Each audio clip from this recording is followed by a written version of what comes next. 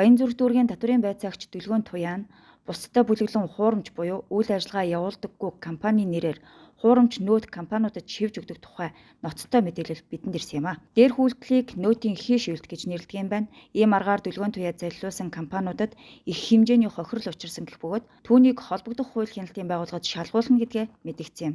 Дүлгөөн Туяа байцаагчийг уг асуудлаар хэлтсийн дарга дуудаж уулзсан гэсэн мэдээлэл байгаа юм. Харин үүнийг тус хэлтсийн холбогдох албаны хүн үгүйсгэлээ. Энэ асуудлыг бид Баянзүрх дүүргийн татврын хэлтсийн захиргаа хуулийн засгийн дарга Мөнхтулгаас тодрууллаа. Ямар ч тач Дүлгөөн Туяа байцаагч та нар хилдэг явдаг газраараа яв гэж даналзан төрийн албаны нэр нүрийг гутааж яваа талаар бидэнд их сурвалж мэдээлсэн юм. Энэ талаарх мэдээллийг бид үргэлжлүүлэн хүргэх болно. За энэ тухайн байцаагч яг нэг албан тушаалынхаа албан тушаалд ашиглаж одоо энийг хийгдэг үү?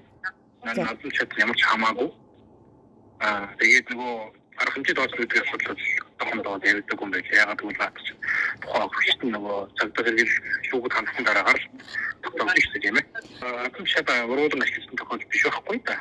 Нөөтийн хий шивэлт хийсэн гэж ярьж илээ. Тэгээд харин нөгөө энэ байцаагчийн хэрэгтэй бол байцаагчийн одоо ажлуудтай холбоогүй байхгүй да.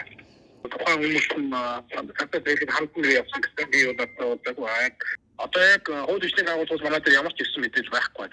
Өөрөө бол ихэд мэдээлэл гарахаас өмнө өвчтөө ингээ ажилдаа ирэхгүй 2 хоног байсан. Одоо ч 10 хоног удаа.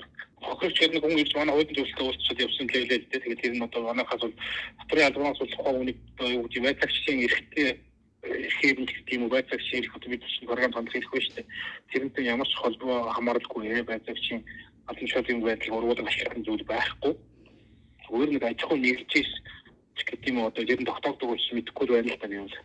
Албан үүрэгтэй ямар нэгэн хамаарал байхгүй. Өвчтөй байгаа хүний чинь дуудаж уулзах боломжгүй шүү дээ. Өвчин тэгээд болохоор нь тайлбар авах шүү дээ.